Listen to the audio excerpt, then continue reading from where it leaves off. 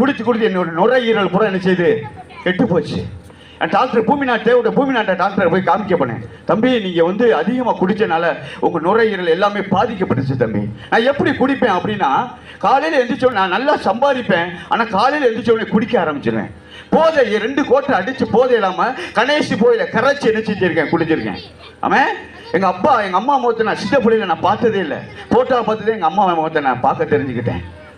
என்னுடைய பழக்க வழக்கம் எனக்கு சரியில்லாமல் போச்சு. எங்கள் அப்பா 2ஆம் தரம் கல்யாணம் பண்ணவுடனே என் மேலே இருந்த அன்பு என்ன செய்து அவருக்கு குறைய ஆரம்பிச்சிச்சு.